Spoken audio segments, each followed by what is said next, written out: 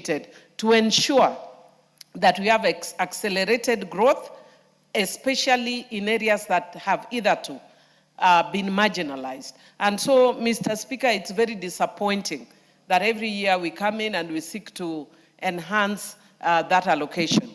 Mr. Speaker, I know that we are in political times, and I would want to encourage, it's very nice when you have robust discussions here. And so it's very nice when we challenge Honorable Senator SIFUNA. And the more we do it, the more you give him more profile. So if you want to give him more profile, continue mentioning his name.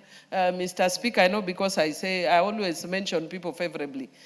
People always wonder, some people tell me I sit on the fence, which I don't mind because I sit with my buttocks, I don't borrow anybody's. But having said that, Mr. Speaker, my kind of politics is that I play a politics of praising the person I want. So I'll praise myself, I'll praise my candidate, but I'm not really too much given to trying to underrate people, calling them, I don't know, they lack intelligence. So even if it is SIFUNA who did that, I think it is wrong. I was actually went and asked the chairman what SIFUNA said because I didn't hear. So if SIFUNA did that, it is wrong. If Ichung'wah is doing it, it is wrong. It is wrong for us to keep calling people names here. And especially when we are in a technological era when children are seeing this. In the past, I used to do that, but I've become born again, Mr. Speaker. I don't do such things anymore. We must remember that our young children are watching us, and we should stop calling people names. And especially, some of us who are lawyers, we take offense when you call a fellow lawyer as an idiot. I may be an idiot in economics, though I'm not overly an idiot. I got a principal pass in my A-levels in economics. But you probably may also be an idiot when it comes to matters of law. So let us be respectful of other members. Let us disagree politically. So let SIFUNA support his one term, you support 2 term. Me, Millie, I'll support my candidate. In my own style and in my own way. I think a lot of us want us to say that if I say 1 term, that is when I'm not supporting the president. Or if I say 2 term, that's when I'm supporting the president. You are not the one who manufactures my mouth or my language on how I support. I support in the language, in the style, and the way I deem fit and I deem best. So I think what we want to do, sometimes we cause other people to move away from us by our styles. Let us do or encourage styles that, are more inclusive. Some of us, if I go to my constituency, I can tell you that I see evidence of growth. I can see evidence of work that the president is doing. But don't tell me to say 2 term. You say that one if you want. I don't use your style. I can go and tell Suba North people that there is Rusinga Ring Road. You, if you are a psychopath and you want to do that, go and do it yourself. I will not do it. I'm Millie Odhiambo Mabona, a.k.a. bad girl, a.k.a. Geza Geza. You don't teach me how to do my politics. But having said that, Mr. Speaker, I want to say that we need to have accountability for what we give our governors. They are not performing very well right now. If it is a structural issue, then we need to know as a house, whether it is here or whether it is the Senate. We need to know where the problem is, because out of, I think, 47 governors, you could actually say the area that you are seeing change could be 5 or so. And what is the problem? I don't think this is, when I raise this issue, you'll see people in Homa Bay telling me, you are jealous of Wanga. Wanga is not the governor of all the other counties that are having problems. Let us look at issues that are bedeviling this country from a very sober perspective. Why are other counties facing challenges? I don't want to mention them, but we are all privy to the challenges that our counties are facing. Mr. Speaker, probably yours is facing the same challenges. Every member here, if they are talking, they'll tell you they are facing serious challenges. Why? Why are there no drugs in hospitals? Why are there infrastructure gaps? And so, like the other day, I saw Kiambu, I think it's Kiambu, that had done very good infrastructure. And when I shared it on my Facebook, somebody told me The infrastructure is there, but there is no medicine in hospitals. More recently, I think today I saw Orengo did 2 things which I shared, which are impressive. And when I shared it, people said, why can't you also share the ones?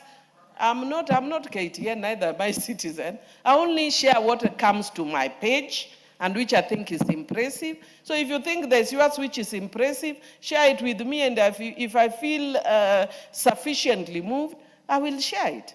But otherwise, the issue is we need to let Kenyans know why our counties are facing challenges, why devolution, after so many years, is still facing problems, and why CDF, on the other hand, appears to be doing extremely well. Mr. Speaker, as a matter of fact, and I've said it here before, my thesis, my PhD thesis, is actually looking at a model of development for Africa, and I think CDF is that model.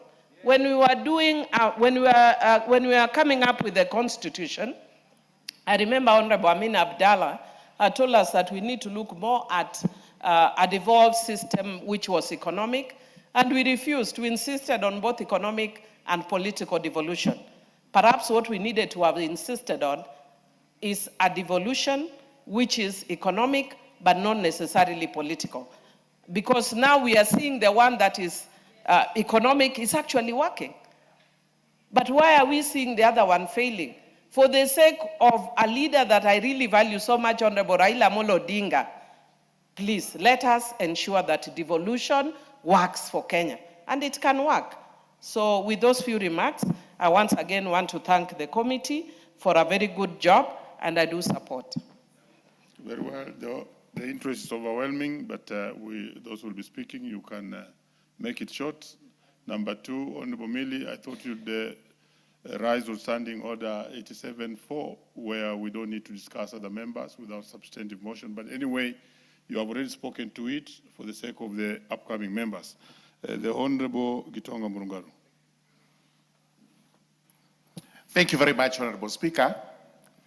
Mr. Speaker, Honorable Millie Odhiambo has given us a mouthful as regards what one should say or should not say, and she's right to say that, and everybody else is right to say the way they want to say their things.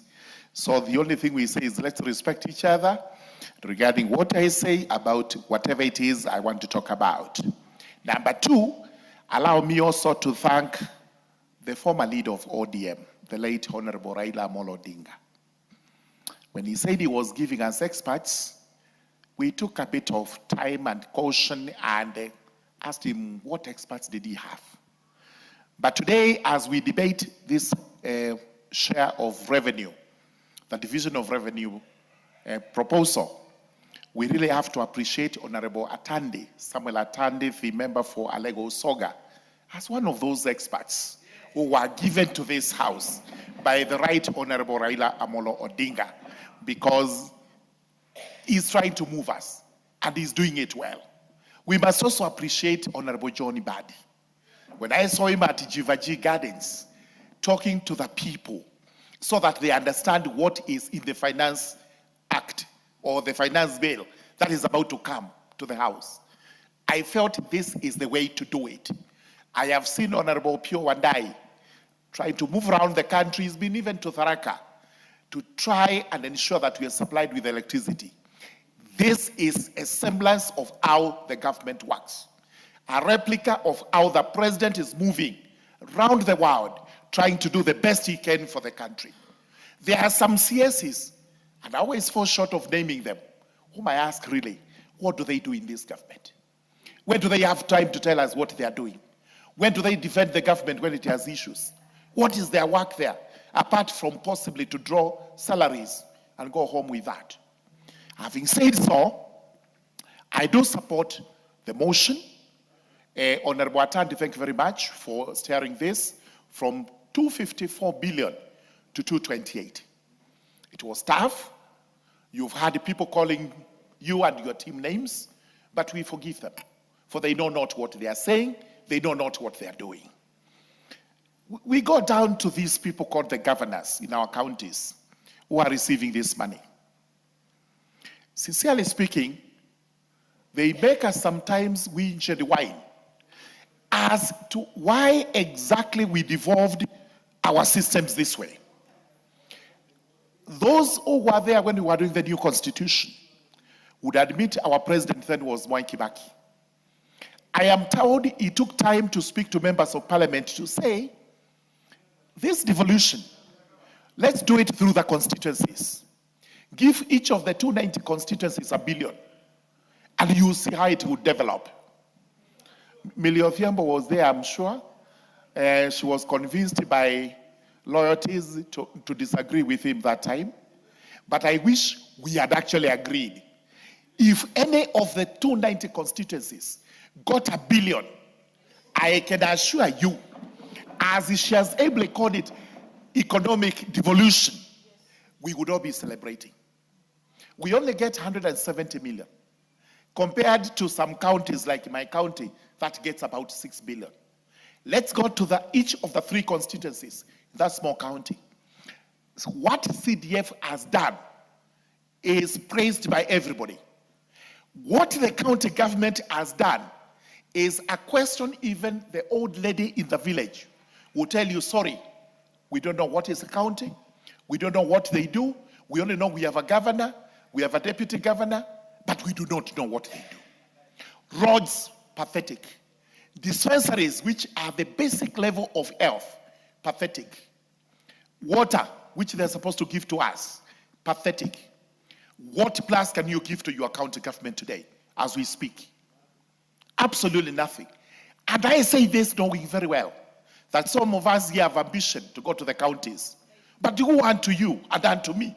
If you are going to the county with this mentality, we will give you 428 billion, but rest assured, we and other Kenyans are not happy with what you governors are doing. With that, I beg to support. Honorable Undo.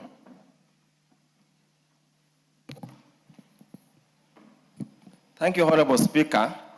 Allow me also to support the motion of the validated version of the Division of Revenue Bill presented by the committee, the co-chair of the Mediation Committee on the Division of Revenue Bill 2026. Honorable Speaker, I also had a chance to sit in one-time mediation committee, and I left a very disappointed person on many accounts. But that's story for another day.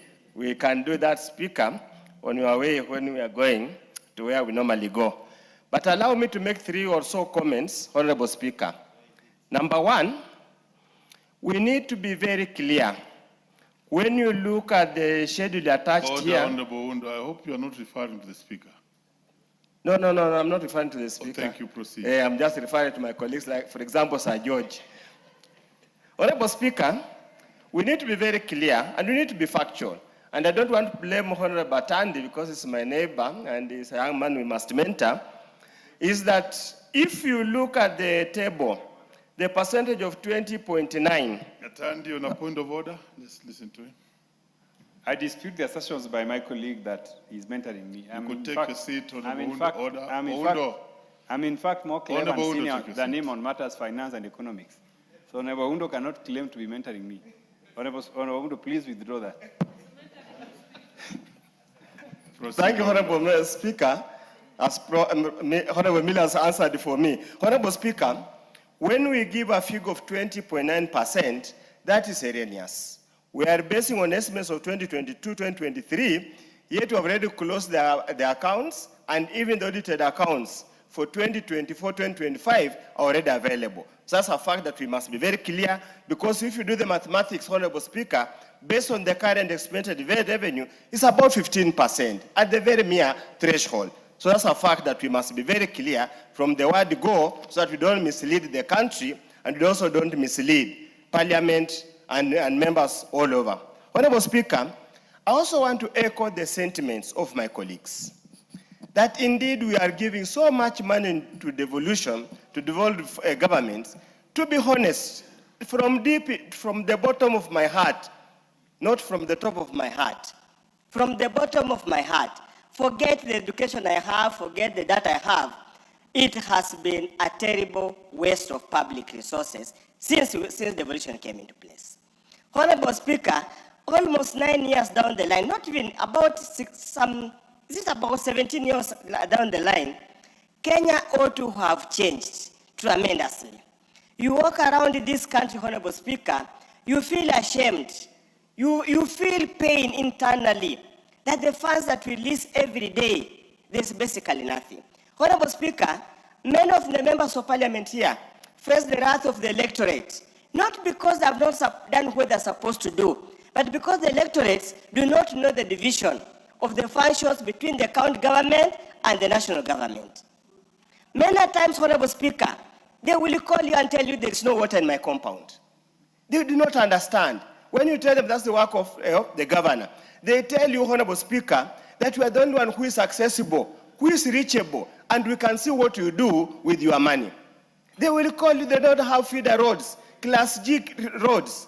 You tell them those roads are now county government roads, yet, Honorable Speaker, we see nothing out of